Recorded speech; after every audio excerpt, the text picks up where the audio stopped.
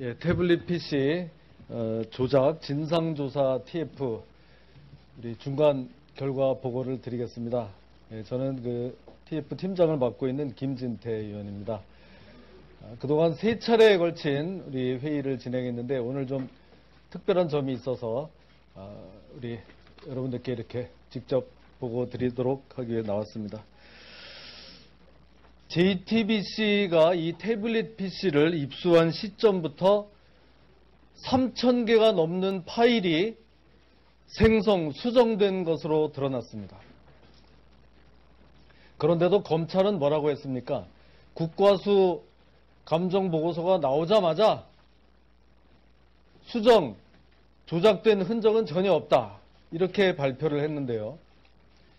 과연 이 국과수의 감정보고서를 제대로 읽어보기나 한 것인지 의심스럽습니다. 어떻게 똑같은 보고서를 가지고 이렇게 다른 의견을 낼 수 있는지 아연실색할 뿐입니다.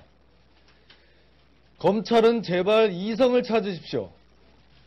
적폐청산만 좋아하다가는 검찰 스스로가 적폐가 될 수 있다. 이 점을 분명히 경고합니다. 국과수 감정보고서 현재로서는 그나마 잘 정리됐다고 보여집니다. 거기에 드러난 몇 가지 점을 말씀드리겠습니다. JTBC가 이 태블릿을 입수했다고 하는 것이 작년 10월 18일입니다. 그런데 그날 JTBC가 입수했다는 그날 이후부터 3,083개에 이르는 파일이 만들어지고 수정됐습니다. 이걸 도대체 어떻게 설명해야 되겠습니까? 태블릿 PC라는 중요한 증거물을 입수했으면 그거를 그대로 가지고 있다가 포렌식 분석을 해야지. 그걸 가지고 온갖 도대체 무슨 짓을 했는지 모릅니다. 이 감정보고서에 의하면 다 그 흔적이 드러나고 있습니다. 그 중에 특히 하나, 장승호라고 있습니다. 최순실 씨의 조카입니다. 이 장승호의 사진이 태블릿 PC에 들어가는데 그 들어가는 시점이 바로 작년 10월 18일 17시 43분입니다. 이게 어떻게 된 겁니까? 도대체 JTBC가 이 태블릿을 입수하고 나서 왜 사진을 거기다가 집어넣습니까? 이걸 어떻게 설명할 겁니까? JTBC는 일찍이 그날 작년 10월 18일 날 아침에 이 고영태 사무실에 가서 이 태블릿 PC를 입수해서 그거를 서비스 센터에 가서 충전을 해서 보고 나서 저녁에는 빌딩 관리인에게 반환했다고 주장했습니다. 법정에서 그런 진술이 나왔습니다. 그런데 국과수의 감정 결과에 의하면 그날 17시 43분에 이 태블릿에 장승호의 사진이 들어간 것으로 나옵니다. 이 점에 대해서 JTBC는 어떻게 된 것인지 분명한 입장을 밝히기 바랍니다. 자, 그 다음에 검찰은 이 태블릿이 최순실의 것이라는 근거에 대해서 최순실과 동선이 일치한다고 했습니다. 제주도 갔을 때 태블릿도 제주도에 있고 최순실도 제주도 갔기 때문에 동선이 일치한다. 이렇게 얘기했는데 그 일치하는 시점이 2012년 8월 15일이라고 했습니다. 그런데 사실과 다른 것으로 나타났습니다. 국과수에서 검증을 해보니까 이 태블릿이 제주도에 있었던 것은 2012년 8월 15일이 아니고 2013년 8월 15일입니다.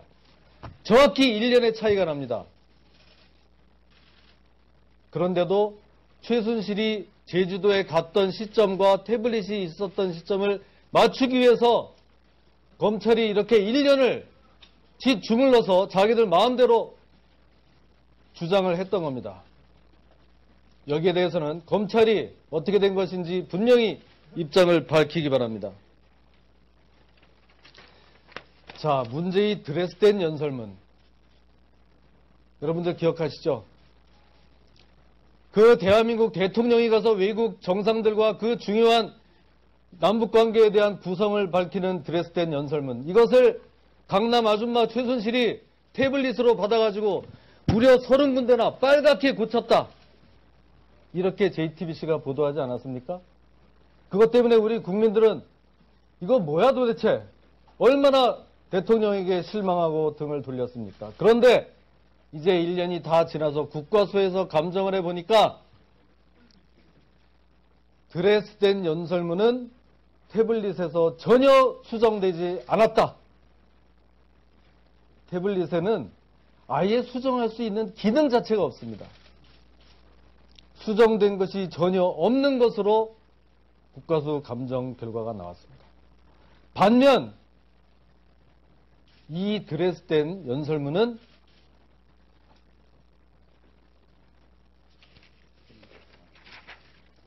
자, 어떤 그 계정으로 김파2014 gmail.com이란 이메일 계정으로 드레스덴 연설문이 발송이 되는데 그 지금 제가 말씀드린 그 이메일 계정은 김휘종이 쓰는 이메일 계정입니다. 김휘종은 청와대에 근무하면서 대통령의 프롬프트 업무를 담당했던 사람입니다.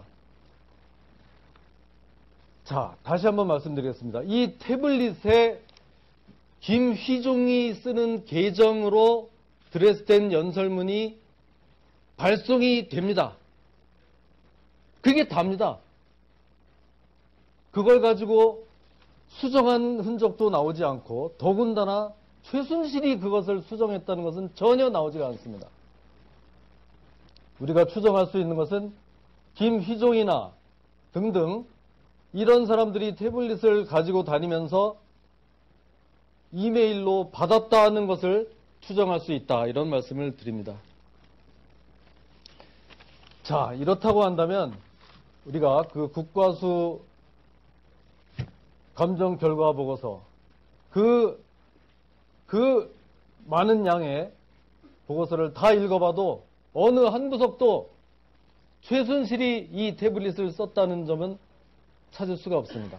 반면 국과수에 의하더라도 이 태블릿은 여러 명이 했을 가능성이 있다. 이런 결론을 내리고 있습니다. 한 가지만 더 말씀드리겠습니다. 아까 그 문제의 장승호 사진 JTBC가 입수했다는 그날 17시 43분에 태블릿에 들어온 그 장승호 사진 왜 국과수 검증 결과에는 나오는데 검찰의 포렌식 결과에는 왜 거기에 대해서 결과가 나오지 않습니까? 이렇게 중요한 것도 검찰 포렌식은 일부러 여기에 대해서 고의적으로 은폐 누락한 거 아닙니까? 검찰이 이 점에 대해서도 분명한 입장을 밝히기를 바랍니다. 우리 진상조작 TF는 진실이 밝혀질 때까지 계속하겠습니다. 거짓과 선동위에 지어진 집은 결코 오래갈 수 없다. 우리는 이 모토를 가지고 진실이 밝혀질 때까지 끝까지 가겠습니다. 이상 제 말씀은 여기까지 드리고요. 우리 위원님들 중에 또 설명하실 분 있으면 해주시기 바라겠습니다.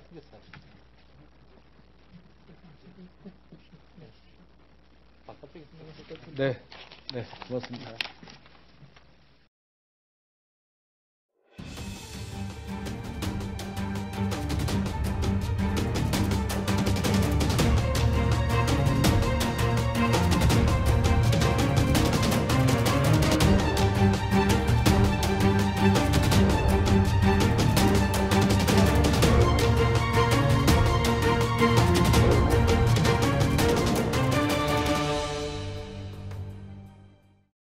됐다고 보여집니다. 거기에 드러난 몇 가지 점을 말씀드리겠습니다.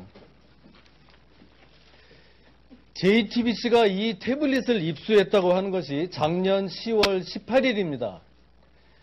그런데 그날 JTBC가 입수했다는 그날 이후부터 3,083개에 이르는 파일이 만들어지고 수정됐습니다. 이걸 도대체 어떻게 설명해야 되겠습니까? 태블릿 PC라는 중요한 증거물을 입수했으면 그거를 그대로 가지고 있다가 포렌식 분석을 해야지.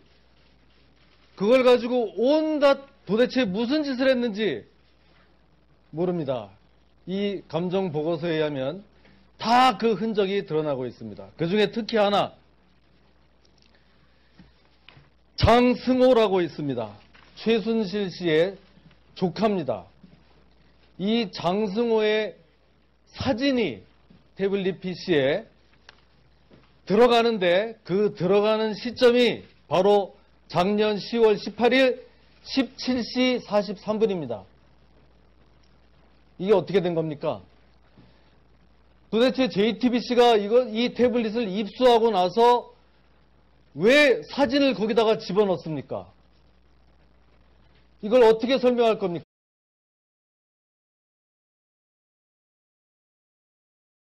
예, 태블릿 PC 조작 진상조사 TF 우리 중간 결과 보고를 드리겠습니다. 예, 저는 그 TF 팀장을 맡고 있는 김진태 의원입니다. 그동안 3차례에 걸친 우리 회의를 진행했는데 오늘 좀 특별한 점이 있어서 우리 여러분들께 이렇게 직접 보고 드리도록 하기 위해 나왔습니다. JTBC가 이 태블릿 PC를 입수한 시점부터 3,000개가 넘는 파일이 수정된 것으로 드러났습니다. 그런데도 검찰은 뭐라고 했습니까? 국과수 감정보고서가 나오자마자 조작된 흔적은 전혀 없다. 이렇게 발표를 했는데요. 과연 이 국과수의 감정보고서를 제대로 읽어보기나 한 것인지 의심스럽습니다. 어떻게 똑같은 보고서를 가지고 이렇게 다른 의견을 낼 수 있는지 아연실색할 뿐입니다. 검찰은 제발 이성을 찾으십시오. 적폐청산만 좋아하다가는 검찰 스스로가 적폐가 될 수 있다. 이 점을 분명히 경고합니다.